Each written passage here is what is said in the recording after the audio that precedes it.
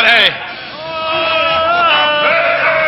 दशराज महाराज बलि की, दशराज महाराज बलि की, दशराज महाराज बलि की, दशराज महाराज बलि की।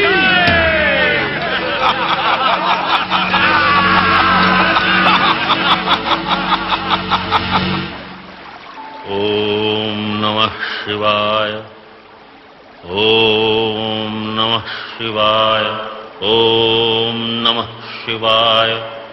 परमपिता ब्रह्मदेव की जय हो।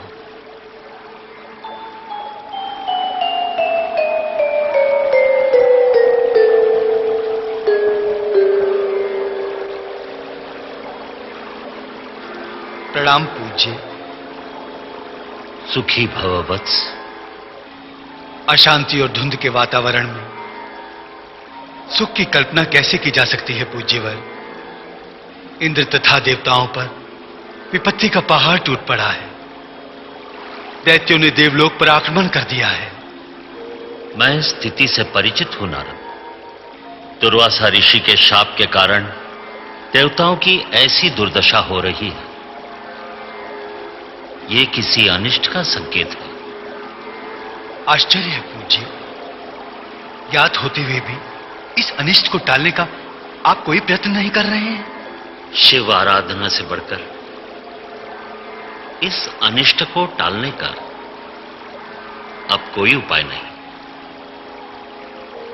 नारायण नारायण। भगवान भोलेनाथ यदि समाधि में हुए तो हो चुका देवताओं का कल्याण। पूज्यवर, इस अनिष्ट को टालने का आप ही कोई उपाय कीजिए। नारद, भगवान विष्णु ही कोई उपाय बता सकते हैं। वे जगत के पालक हैं। हर हर महादेव। इस संकट को दूर करने के लिए भगवान विष्णु की शरण में जाना ही पड़ेगा। नारायण नारायण।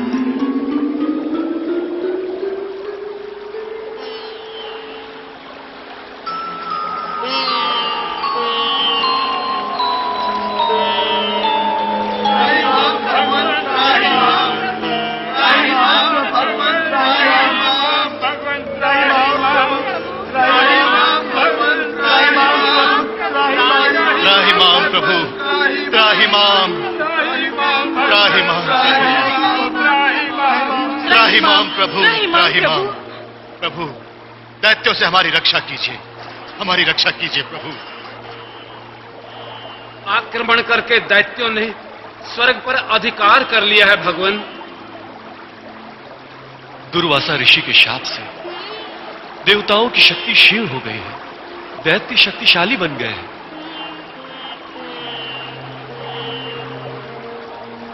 आप तो जगत के पालनहार हैं प्रभु। आपके अतिरिक्त हमारी रक्षा कौन करेगा? प्रभु, युद्ध में देवता पराजित हुए हैं। दैत्यों ने उत्पात मचाकर स्वर्ग के वैभव को नष्ट भ्रष्ट कर दिया है प्रभु। स्वर्ग की गरिमा की रक्षा आपके अतिरिक्त और कौन कर सकता है दीनानाथ? देवराज इंद्र, दुर्वासा ऋषि के स्वभाव से आप सभी देवता भली भांति परिचित हैं। उनके स्वभाव के विपरीत आचरण करके आपने समस्त देवताओं को संकट में डाल दिया है। मुझसे अपराध हो गया है प्रभु। मैं नहीं जानता था कि महर्षि दुर्वासा क्रोधवश इतना भयंकर शाप दे डालेंगे। तुम्हारी भूल का परिणाम समस्त देवताओं को भुगतना पड़ रहा है। किंतु वैकुंठनाथ, अब देवताओं को इस संकट से उबारने का उत्तरदायित्व केवल आप पर है। भगवान, हम आपकी शरण में हैं। हमारी रक्षा कीजिए भगवान। हमारी रक्षा कीजिए भगवान। हमारी रक्षा कीजिए। नारायण नारायण नारायण नारायण।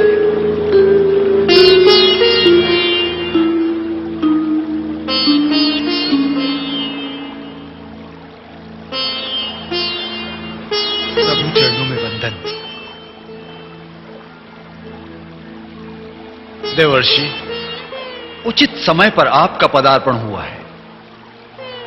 आपकी शरण में आने के लिए नारद ने कभी समय की प्रतीक्षा नहीं की प्रभु।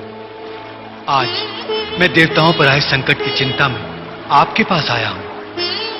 विपत्ति काल में चिंता नहीं, धैर्य पूर्वक उसके निवारण का उपाय सोचना चाहिए। प्रभु, पिता श्री ब्रह्मदेव ने मुझे इसी उद्देश्य से आपके पास भेजा है। देवराज इंद्र और देवताओं की रक्षा का शीघ्र कोई उपाय कीजिए प्रभु। देवाधिदेव महादेव त्रिभुवनपति है। मेरे विचार से हम सबको उन्हीं की शरण में जाना चाहिए। महादेव देवताओं की रक्षा का अवश्य कोई उपाय निकालेंगे। मैं आपके विचारों से सहमत हूं प्रभु। ब्रह्मदेव ने भी यही सुझाव दिया था कि समस्त देवताओं को शंभु शरण में जाना चाहिए। हाँ नारद, भगवान शिव शंकर सुर असुर दोनों के पूज्य हैं। देव दानव दोनों को समान दृष्टि से देखते हैं। इस समस्या का समाधान वही कर सकते हैं।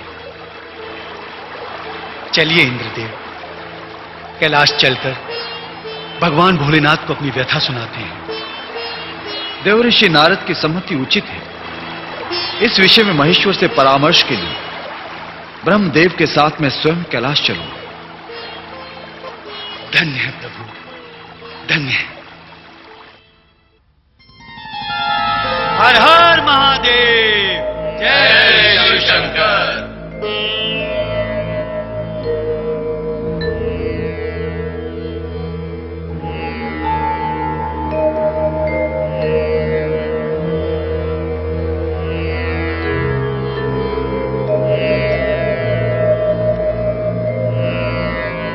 नारायण नारायण।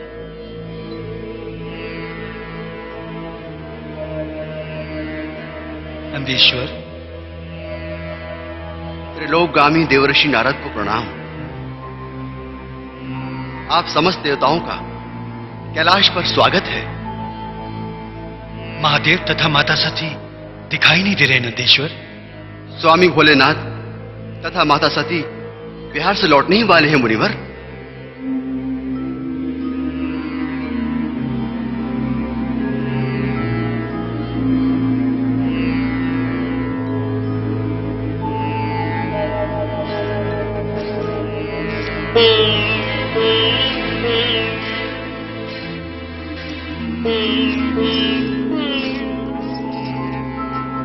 हर हर महादेव, जय शिव शंकर। हर हर महादेव, जय शिव शंकर। भगवान शिव सती के चरणों में प्रणाम।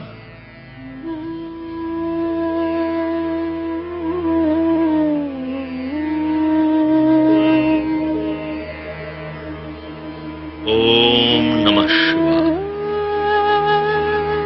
प्रणाम परमपिता। प्रणाम विष्णुदेव। देवाधिदेव महादेव, हम देवताओं पर संकट आन पड़ा है। हमारी रक्षा कीजिए प्रभु, हमारी रक्षा कीजिए। भोलेनाथ, दानवों ने स्वर्ग पर अधिकार कर लिया है। स्वर्ग के अधिकारी देवता दानवों के उत्पात से असहाय हो गए हैं। प्रभु, देवताओं पर आए इस संकट के निवारण का उपाय जानने के लिए हम आपकी सेवा में उपस्थित हुए हैं। देव दैत्यों का बैर बहुत पुराना है। इसका समाधान ढूंढना इतना सरल नहीं है। त्रिदेव के अतिरिक्त इसका उपाय और कोई ढूंढ भी सकता है माते?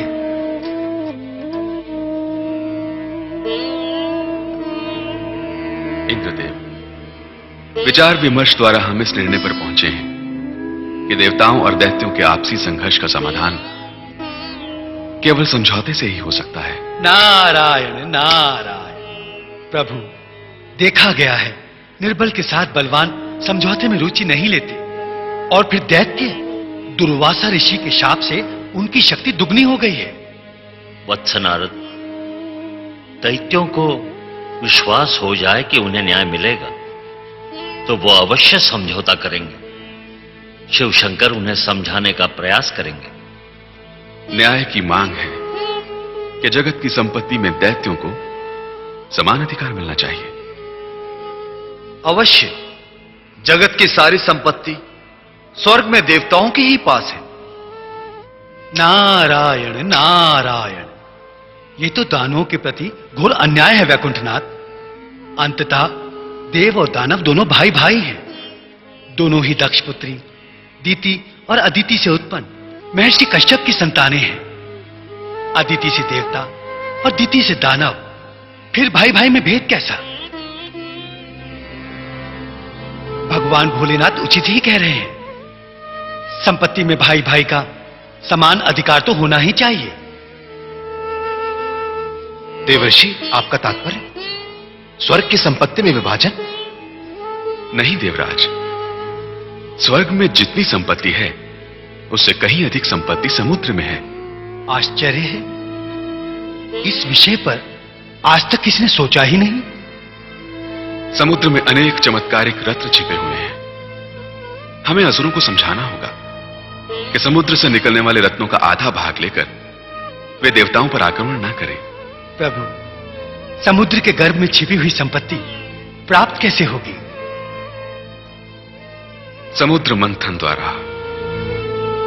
नारायण नारायण।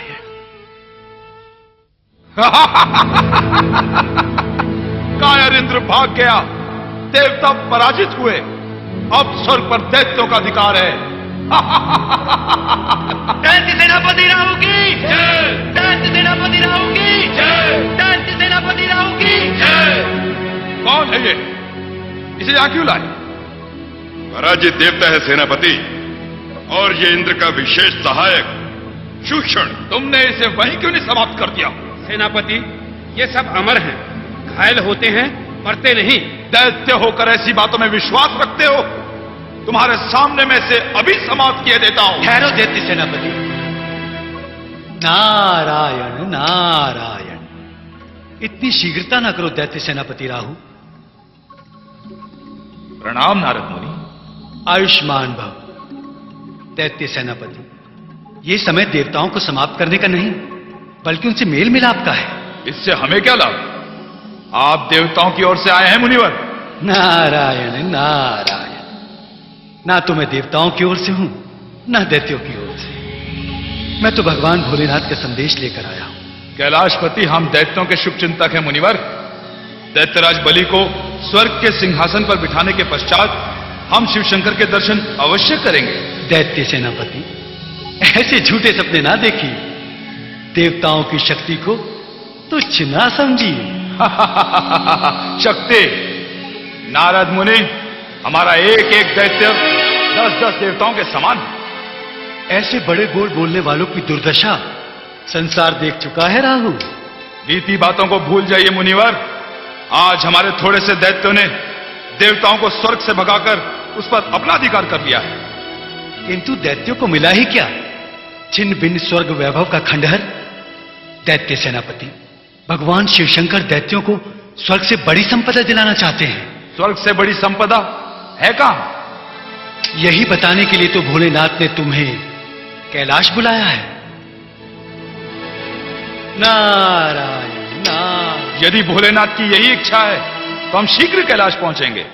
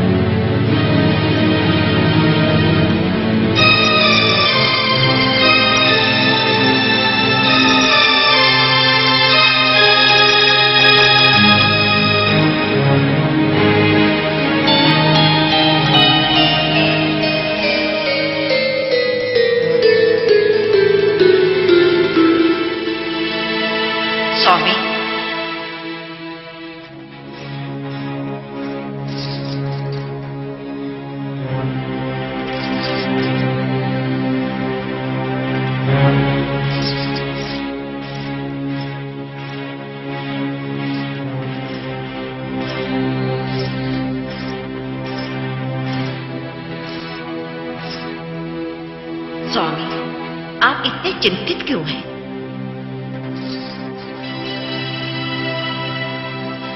भगवान शिव शंकर ने जिन्हें अपनी कंठमाल बना रखा है, उस प्रिय नाग जाति का अहित कदापि नहीं होने देंगे।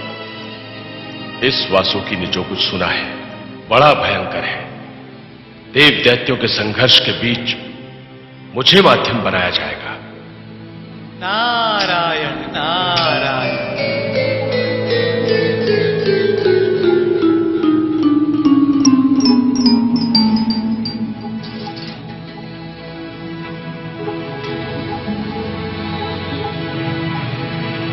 नारायण नारायण।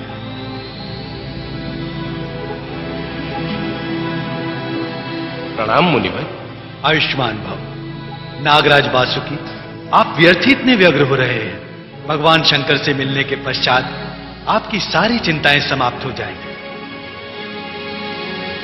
मुनिवर, कृपया बताइए इन्हें करना क्या होगा? नागरानी, इन्हें जो करना है वो भगवान शिवशंकर इन्हें स्वयं ही बताएंगे। जैसे मुझे ज्ञात हुआ कि नागराज वासुकी बहुत व्यग्र हो रहे हैं, मैं इनकी चिंता मिटाने के लिए यहां चला आया। नागराज, आप समाधान के लिए शीघ्र ही शिव चरणों में कैलाश पर्वत पहुंच जाइए। कैलाशपति की आज्ञा शिरोधार्य है, किंतु परंतु छोड़िए नागराज। शिव अपने शरणागत का कभी अहित नहीं होने देते। श्रद्धा पूर्वक उनकी आज्ञा का पालन कीजिए। नारायण नारायण नारायण।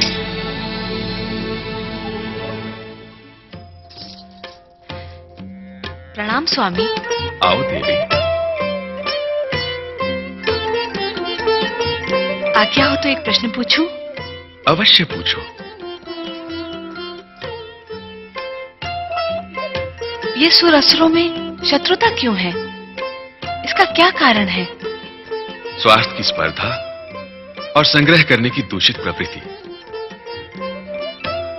संग्रह करने वाले दूसरों की आवश्यकता की उपेक्षा कर स्वयं अपने तथा दूसरों के दुखों का कारण बनते हैं। स्वार्थ की स्पर्धा इन्हें एक दूसरे का शत्रु बनाती है। सृष्टि को बहुत ही विचित्र बनाया है ब्रह्मदेव ने। हाँ देवी, विधाता ने जब सृष्टि की रचना की तो उसमें रहने वालों को अलग अलग स्वभाव भी दिए। देवताओं को सुख सामग्री भोग विलास के साथ भय तथा अभिमान दिया। दैत्यों को क्रूरता तथा राक्षस वृत्ति के साथ उदंडता दी। मनुष्यों को लोभ लालच के साथ साथ धर्म भीरुता तथा भक्ति भावना दी। पशु पक्षियों को श्रम तथा स्वावलंबन दिया। जड़ को केवल परोपकार के लिए बनाया। तात्पर्य ये हुआ स्वामी कि जगत के प्राणियों में इच्छा पूर्ति के लिए संघर्ष भावना जन्मजात होती है और ये संघर्ष कभी मिटने वाला नहीं। समूल भले ही नष्ट ना हो देवी, किंतु उसे कम किया जा सकता है। और जो ऐसा प्रयत्न करता है वो हमारी ही आराधना करता है। महादेव, आपने देव और दानवों के सम्मुख जो समुद्र मंथन का प्रस्ताव रखा है वो उनके बीच नए संघर्ष का कारण न बन जाए। हमारे प्रयत्नों पर विश्वास रखो देवी। जय शिव शंकर। हर हर महादेव। दैत्य सेनापति राहु, कैलाश पर तुम्हारा स्वागत है।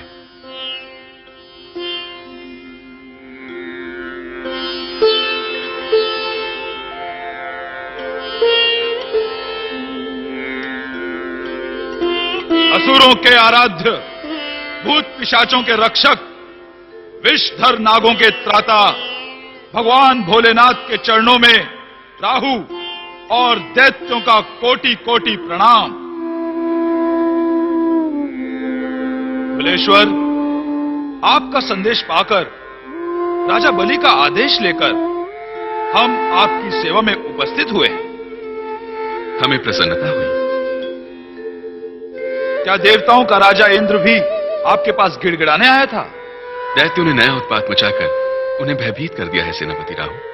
विलासी देवताओं ने हमारे साथ क्या कम अन्याय किया है भोलेनाथ? दैत्यों को न्याय दिलाने के लिए ही हमने नया प्रयास किया है। वो कैसा प्रयास है भोलेनाथ? जगत की अपार संपत्ति में देवताओं की भांति दैत्यों को भी समान अधिकार मिलना चाहिए। हम अपने अधिकार देवताओं से छीन सकते हैं। तुम भूल रहे हो राहुल, किसी का अधिकार छीनने से संघर्ष तो बढ़ता ही है, अपयश भी होता है। अपयश तो हमारी शोभा है भोलेनाथ। अपयश दैत्य समाज के लिए एक कलंक है राहुल। हमारी सदिच्छा है कि देवताओं की भांति दैत्य भी सुख शांति से रह सके।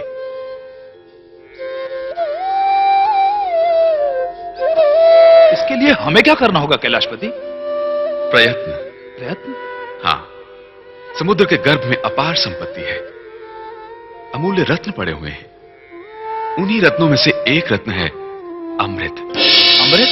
हाँ, उस अमृत को पीकर तुम लोग भी देवताओं की भांति अमर हो सकते हो। हम अमर हो सकते हैं? हम अमर हो सकते हैं? हम अमर हो सकते हैं? किंतु वो अमृत मिलेगा कैसे? देवताओं और दैत्यों को मिलकर समुद्र मंथन करना होगा। इतने विशाल समुद्र का मंथन कैसे संभव है भोलेनाथ? उपाय हमने सोच लिया है। मंदराचल को मेरुदंड बनाकर वासुकी नाग की सहायता से समुद्र मंथन किया जाएगा। एक ओर से देवता, दूसरी ओर से दैत्य उसे खींचकर समुद्र मंथन करेंगे। देवाधिदेव महादेव, रक्षा कीजिए, रक्षा कीजिए, रक्षा कीजिए भगवान। इस दीन वासुकी पर दया कीजिए प्रभु, दया कीजिए। देव दैत्यों की शक्ति प्रयोग के बीच मुझे न लाइए कैलाशपति, मुझे न लाइए। नागराज वासुकी, समुद्र मंथन में तुम्हारा तनिक भी अहित ना होगा। भोलेनाथ, देव दैत्यों की खींचतान में मेरे तन के जोड़ जोड़ तड़तड़ा जाएंगे, काया क्षत विक्षिप्त हो जाएगी। इस नरक तुल्य कष्ट से आप मुझे बचाइए स्वामी, बचाइए। समुद्र मंथन देवों दैत्यों के टकराव को रोकने के लिए होगा वासुकी। ध्यान रखो, परोपकार में प्राण देने वाला मेरी सिद्धि प्राप्त करता है। शिव शंकर ठीक कह रहे हैं नागराज। हम दैत्यों ने इनकी बात स्वीकार कर ली है, तुम भी स्वीकार कर लो।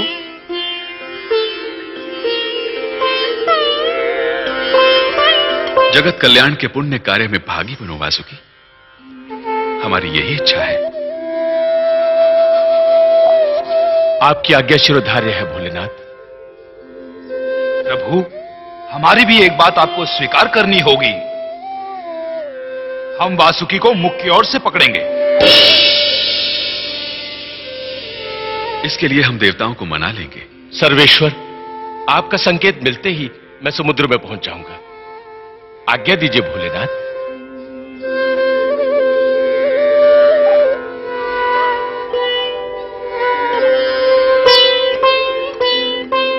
हमें भी आज्ञा दीजिए भोलेनाथ।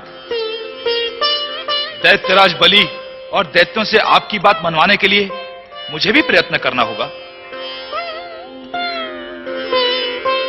असुर सेनापति, मुझे वचन दो कि समुद्र मंथन होने तक तुम लोग कोई उपद्रव नहीं करोगे। आप निश्चिंत रहिए भोलेनाथ। जय शिव शंकर, हर हर महादेव।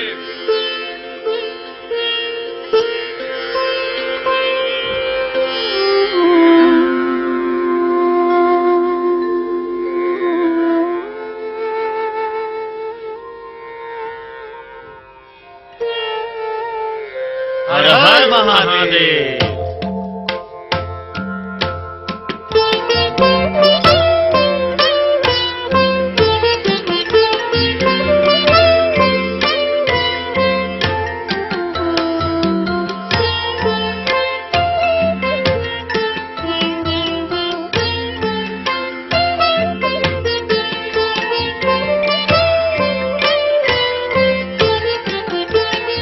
परमेश्वर, दैत्यों और नागराज वासुकी ने समुद्र मंथन के लिए अपनी सहमति दे दी है, किंतु मंदराचल की स्वीकृति उन्हें भी मैंने भोलेनाथ का संदेश दे दिया था, किंतु वो अभी तक आए क्यों नहीं? वो अवश्य आएगा।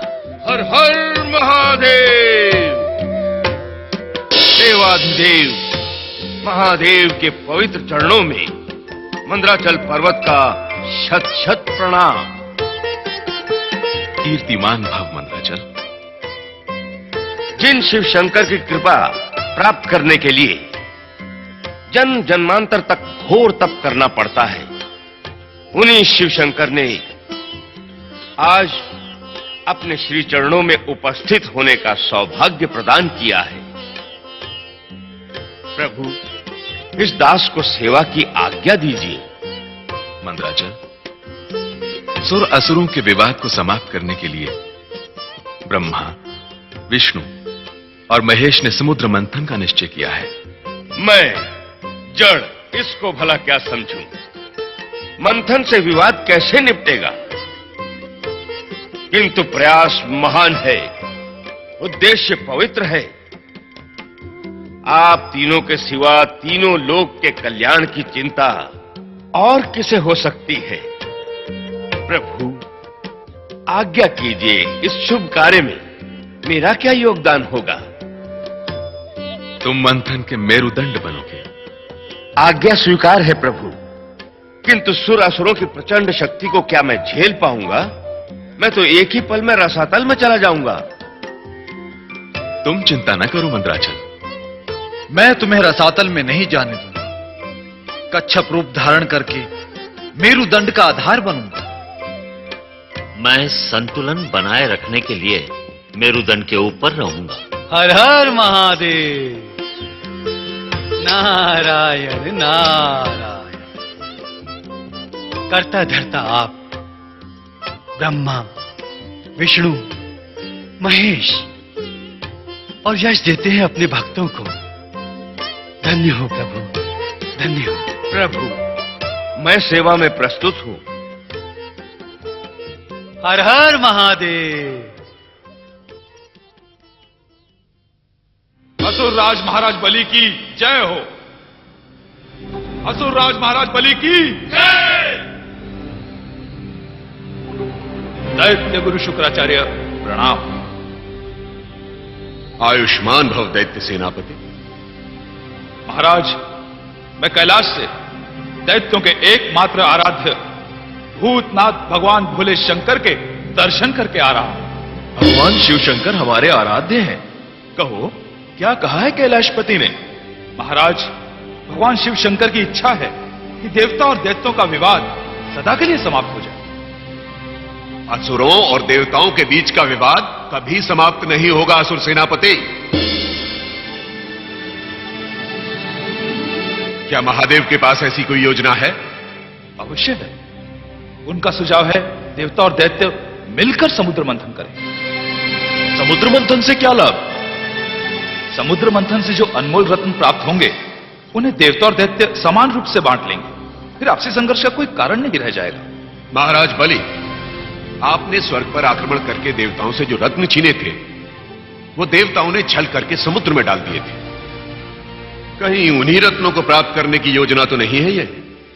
हो सकता है उन्हीं रत्नों को पुनः प्राप्त करने के लिए देवताओं ने ही भगवान शिव शंकर को समुद्र मंथन का सुझाव दिया हो। असंभव कुछ भी नहीं है राजन। देवता है ही कपटी। क्षमा गुरुदेव, समुद्र मंथन का प्रस्ताव स्वयं भगवान शंकर ने दिया है। इससे असुरों के प्रति कोई अन्याय नहीं होगा।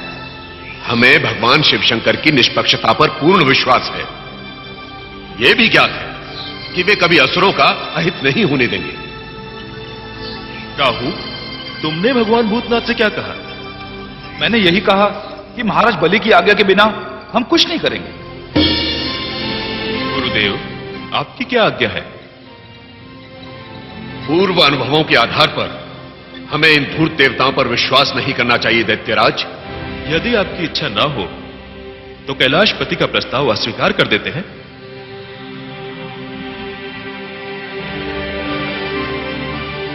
इसका तात्पर्य तो यह हुआ कि दैत्य भगवान भोलेनाथ की सहानुभूति से सदा के लिए वंचित हो जाएंगे। यदि आप दोनों की इच्छा नहीं है तो मैं कैलाश जाकर प्रस्ताव अस्वीकार कराता हूं। ठहरो राम, हम महादेव की आज्ञा का उल्लंघन नहीं कर सकते। तुम लोग देवताओं के साथ मिलकर समुद्र मंथन करो, किंतु देवताओं से सदैव सतर्क रहो और दैत्यों से भी कह दो कि वो संयम का उल्लंघन न करें। यह हमारा आदेश है। ऐसा ही होगा गुरुदेव, आप निश्चिंत रहें। मैं देवताओं की प्रत्येक गतिविधि पर दृष्टि रखते हुए असुरों को भी नियंत्रण में रखूंगा। गुरुदेव, आप चिंता न करें, आपके हर आदेश का पालन होगा। मैं असुर शूरवीरों के साथ समुद्र मंथन के कार्य में भाग लूंगा। दैत्यराज महाराज बलि की जय। शिव शंकर, जय शिव शंकर।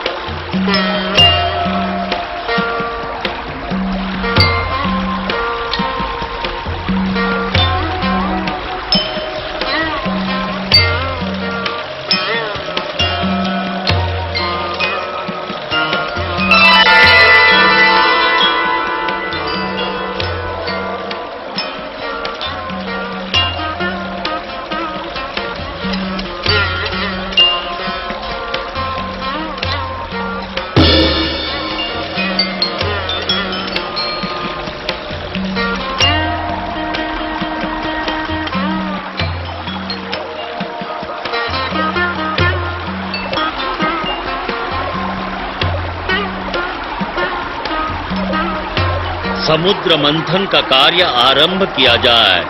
हर हर महादेव, हर हर महादेव, जय शिव शंकर।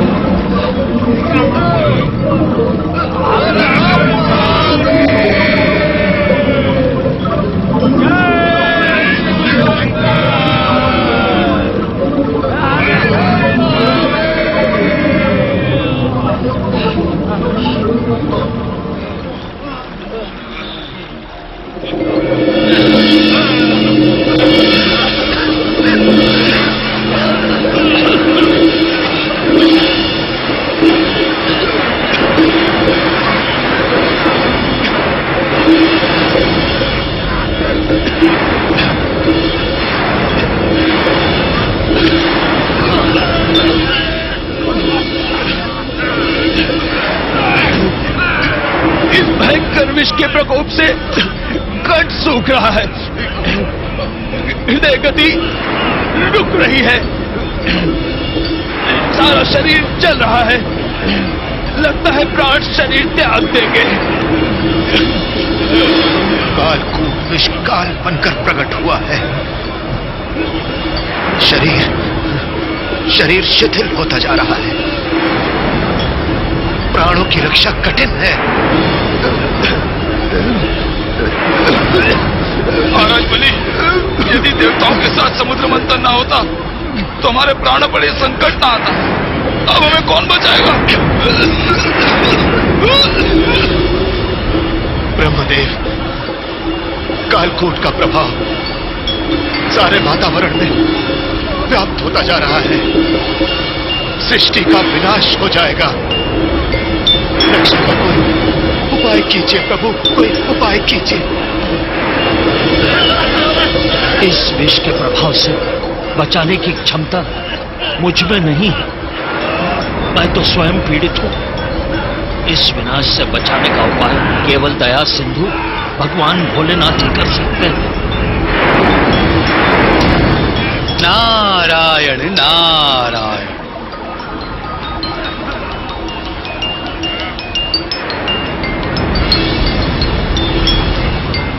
समुद्र मंथन का इतना अनिष्टकारी परिणाम। समुद्र मंथन से सर्वप्रथम कालकूट विष प्रकट हुआ।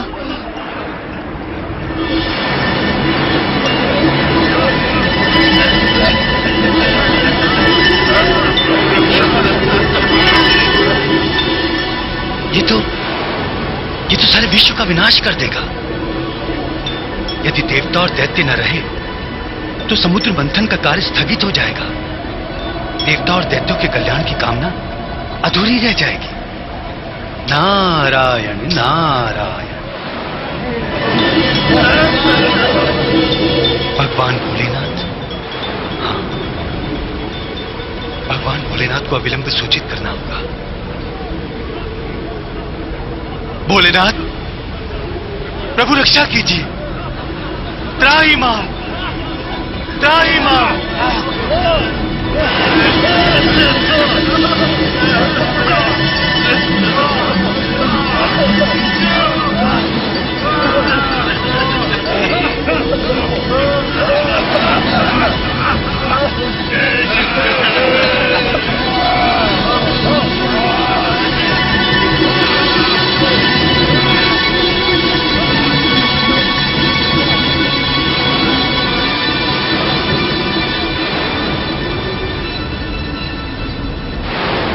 रक्षा कीजिए भोलेनाथ, रक्षा कीजिए।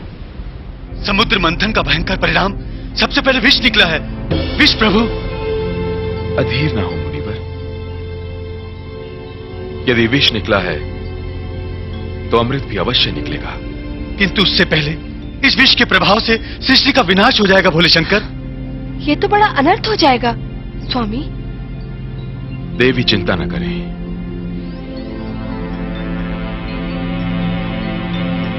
जगत कल्याण के लिए मैं इस विष का पान करूंगा।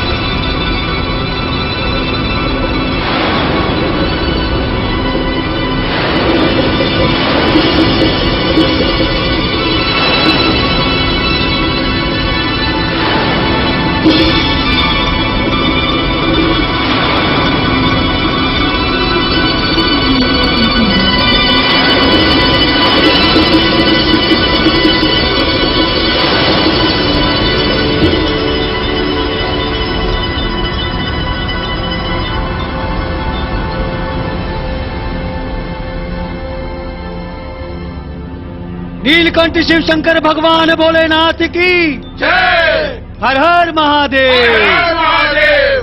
जय शिव शंकर। हर हर महादेव।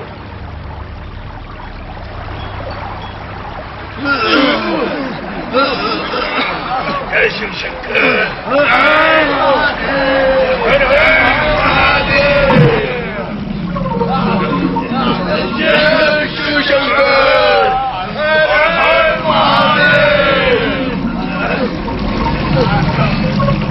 काम धेनु।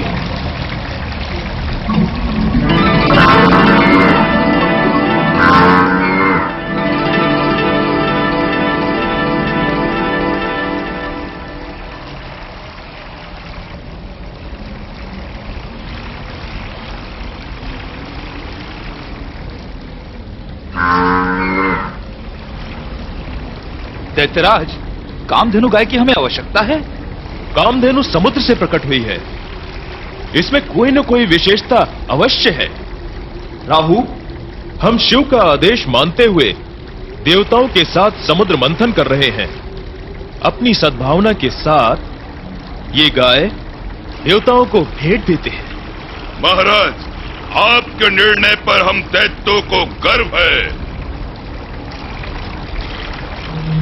हम माता कामधेनु की सेवा करके अपने आप को धन्य समझेंगे। इनका गौरस भी अमृत तुल्य होगा। ये जहां रहेंगी वहां पर सुख, शांति और कल्याण का वातावरण बना रहेगा।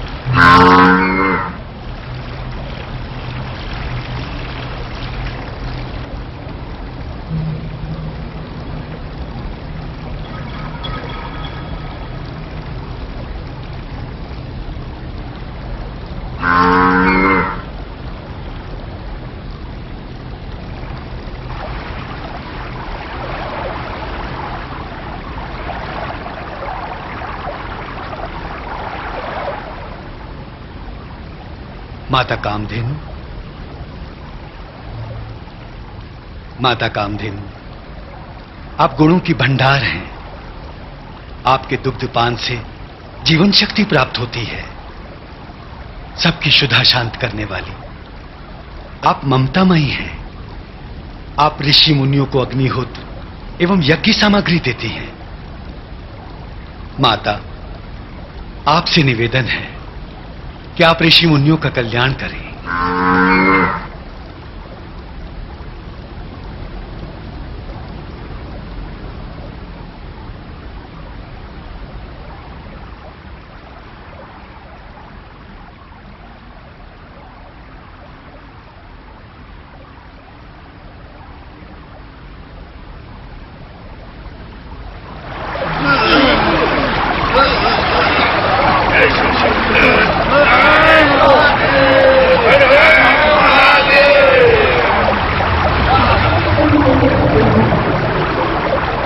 उच्च श्रवा,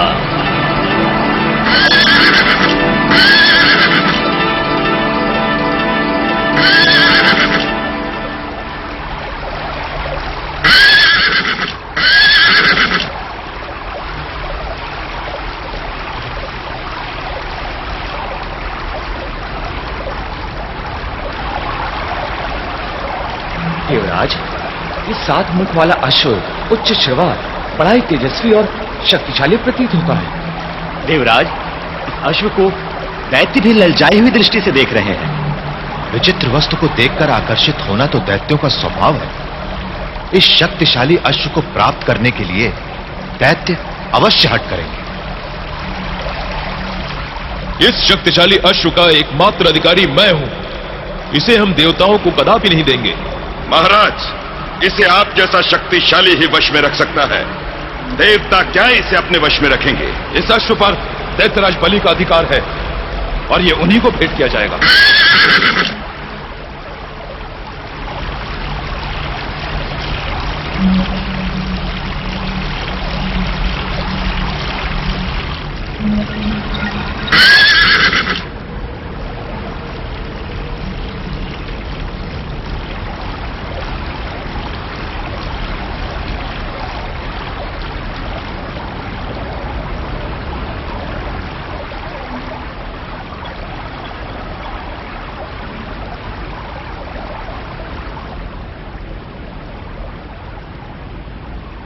उच्च श्रवा, तुम 7 शुभ लक्षणों युक्त 7 मुख वाले अश्व हो।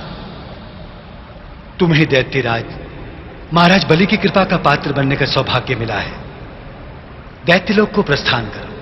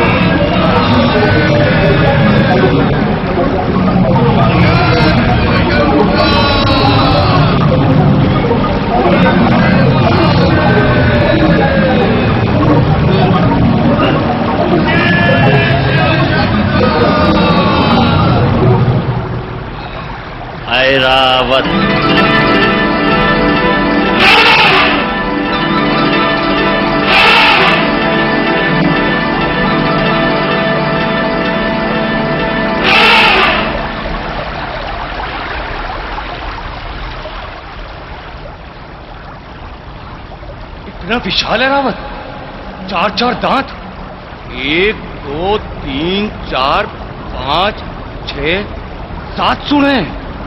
दैत्यराज की क्या आज्ञा है? इस गजराज पर अधिकार कर लें? नहीं राहु, यह न्याय नहीं है।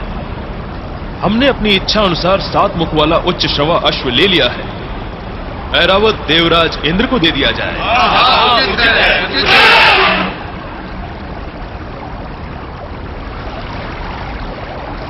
ऐरावत विशाल ही नहीं, भव्य भी है। ये गजों के राजा गजराज हैं। ऐरावत हमारे स्वर्ग की शोभा के अनुकूल है। ये देवराज इंद्र का वाहन बनेगा। ऐरावत स्वर्गलोक में जाएगा।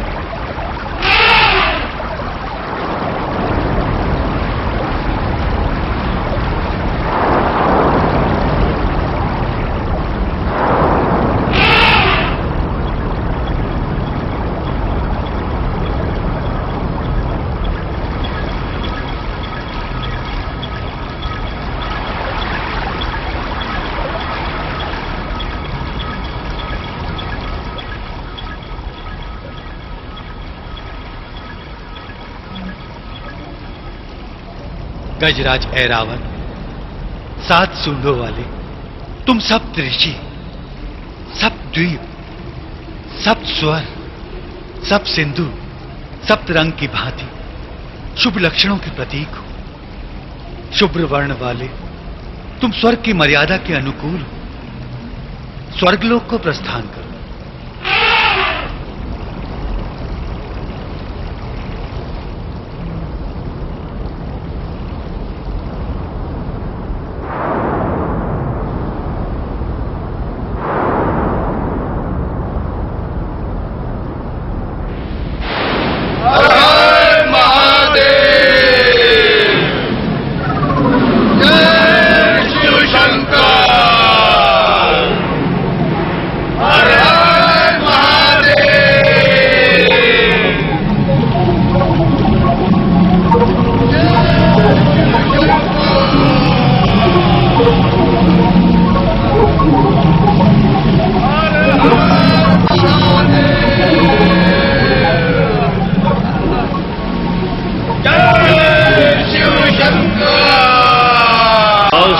मणि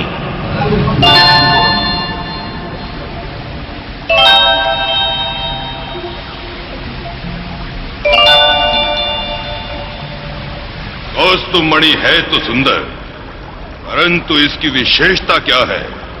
समुद्र मंथन से निकली है, अवश्य कोई ना कोई विशेषता होगी। हम यह कौस्तुभ मणि भगवान भोलेनाथ को उपहार में देते हैं, किंतु वे सर्पों का आभूषण रुद्राक्ष की माला धारण करते हैं, शरीर पर भस्म लगाते हैं। वे यह मणि कदापि नहीं धारण करेंगे। हां, विष्णु को आभूषण अधिक प्रिय है। यह मणि उन्हीं को उपहार में दे दी जाए। वाह, धन्य है दैत्यराज बलि का निर्णय। इनकी जितनी प्रशंसा की जाए कम है। ये मणि भगवान विष्णु के धारण करने के योग्य है, उनके अतिरिक्त और कोई नहीं। भगवान विष्णु के धारण करने से कौस्तुभ मणि का सम्मान बढ़ जाएगा।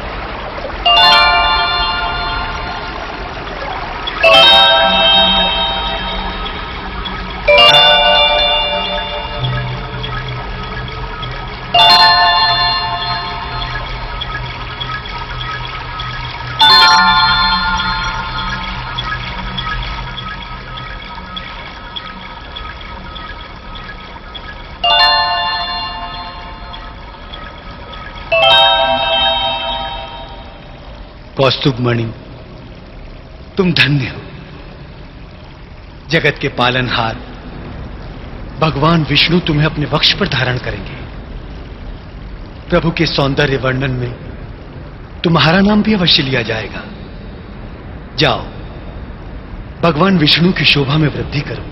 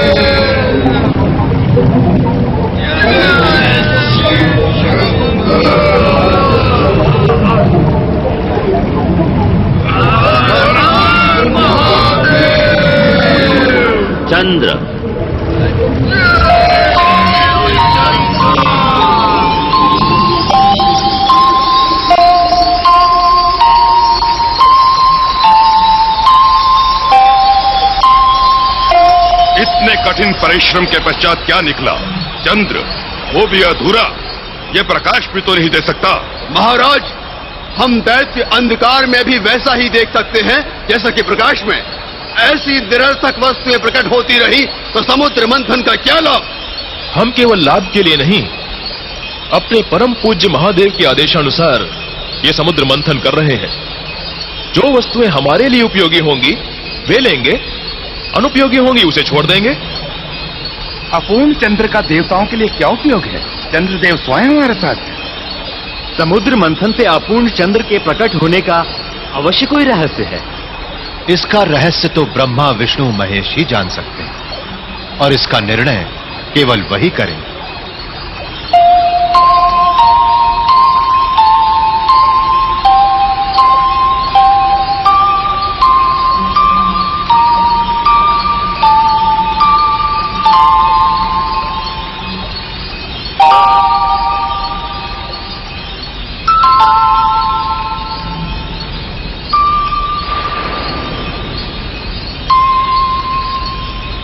चंद्र, आप शीतलता के प्रतीक हैं। भगवान शिव ने जगत के कल्याण के लिए कालकूट विष अपने कंठ में धारण कर लिया है। विष की उष्णता को शीतल करने के लिए आप भगवान भोलेनाथ के मस्तक पर विराजमान हो। जाओ, शीघ्र कैलाश के लिए प्रस्थान करो।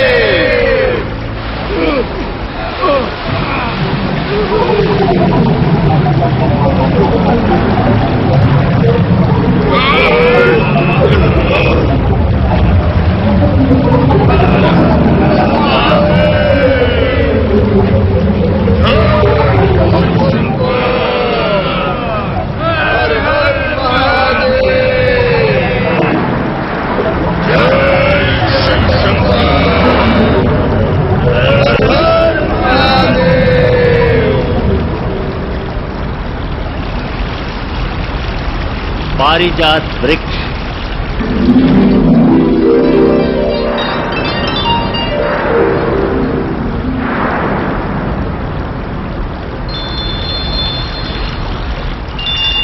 ऐसा वृक्ष जिसकी शाखाएं, पत्ते, फूल भिन्न भिन्न प्रकार के हैं। ये पारिजात वृक्ष नहीं, रंगजाल प्रतीत होता है। ये वृक्ष तो किसी रंगशाला के प्रवेश द्वार की शोभा बढ़ाने वाला लगता है। किंतु दैत्यलोक में रंगशाला नहीं, व्यायामशाला है। हम दैत्यों को निरर्थक वृक्ष के मोह में नहीं पड़ना चाहिए। स्वर्ग वाटिका में पारिजात जैसा चमत्कारी वृक्ष कोई नहीं है। यह दुर्लभ वृक्ष स्वर्ग वाटिका के लिए उपयुक्त है। प्रसन्नता पूर्वक हम पारिजात को स्वर्ग लोक ले जाएंगे।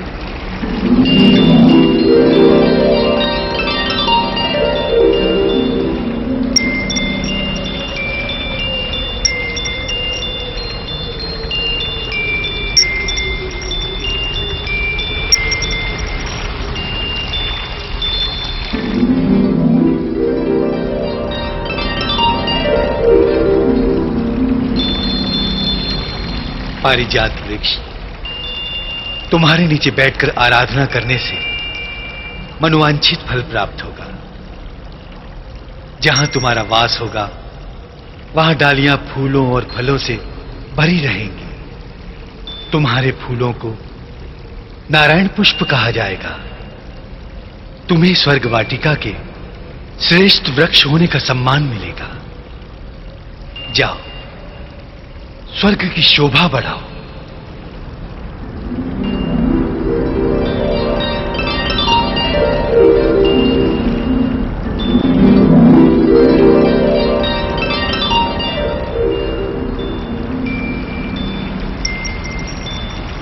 रामेश्वर सोमनाथ जय भीमा शंकर, महाकाल वैद्यनाथ जय केदारेश्वर। रामेश्वर सोमनाथ जय भीमा